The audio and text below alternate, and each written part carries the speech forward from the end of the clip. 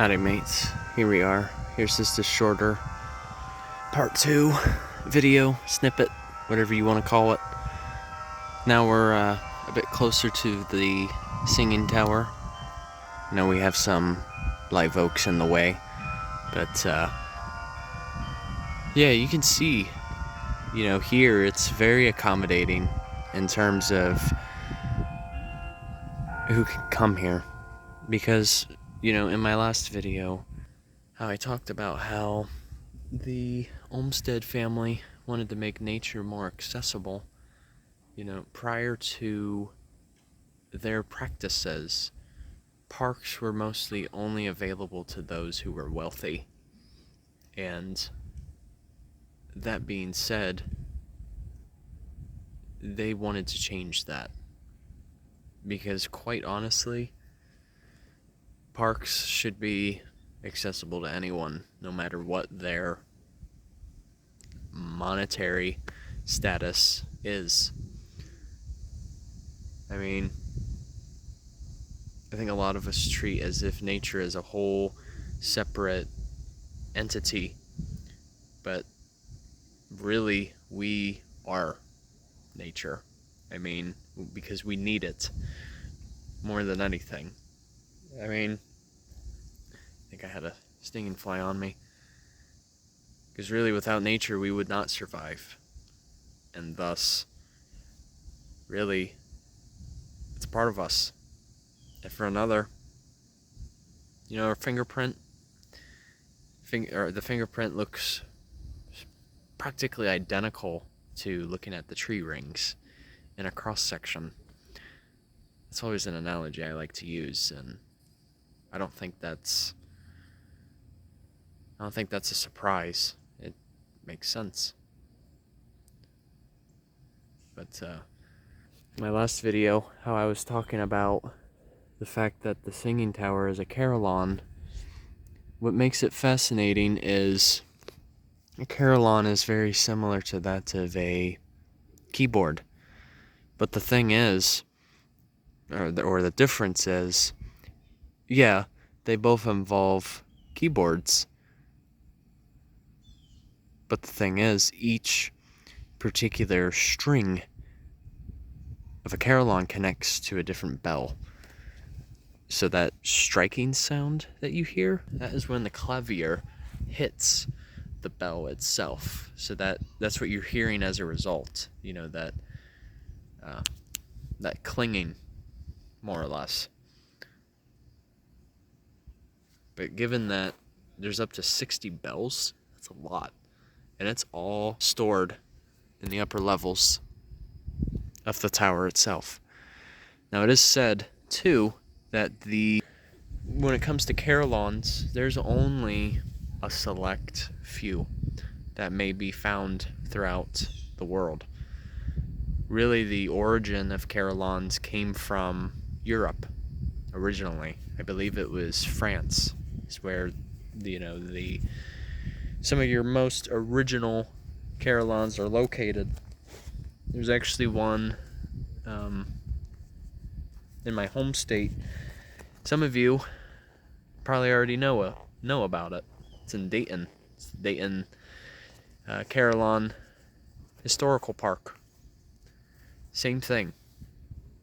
But yeah, essentially the keyboard connects to each of the bells, and typically the upper part, where you're controlling with your fingers, that usually strikes some of the higher pitch bells, so more like in the treble clef, whereas the feet, on the other hand, those hit some of the larger bells and have a lower pitch, and thus that represents more of your bass clef.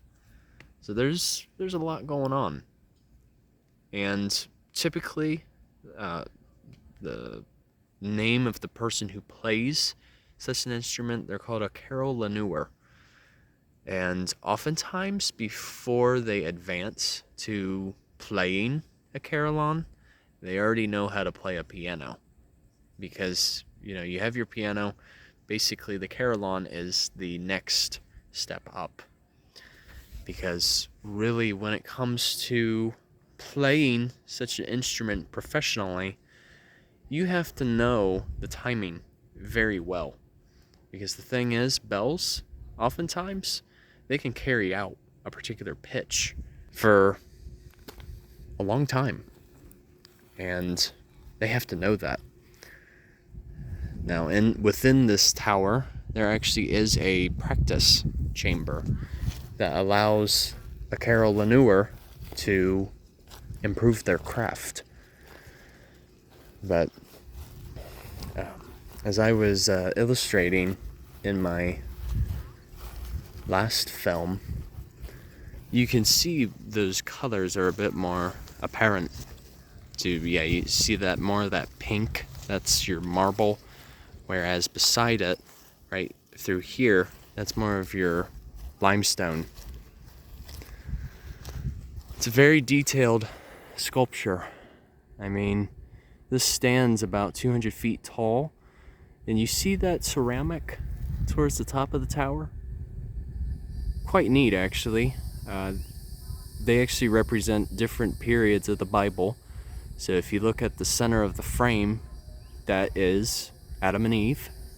But then if you look just below it in the ceramic, that is representing some of Florida's wildlife in the form of fish and even jellyfish too. So I mean, yeah, they do add elements of the Bible as well as even Florida's ecology. I mean, even towards the top here with the sculpture, you're looking at pelicans, I believe. So that's the neat thing. I mean, me personally, when it comes to any particular art, some of my favorite type of art is usually sculpture. Just because I'm very hands-on. I like to actually construct something if I do have the chance. And you know, there was actually a period when I was in high school that I was taking carpentry classes. And we made all kinds of stuff, whether it was like mirror frames, cabinets, or even your simple like name signs, you know, that you would hang in your garage, for example. That was truly an enjoyable program. But unfortunately, our instructor retired, and basically no one took over it upon his retirement, and that was truly a shame. But yeah, quite cool though, if you guys haven't been. Remarkable sight. Alright, take care you guys. Have a good one.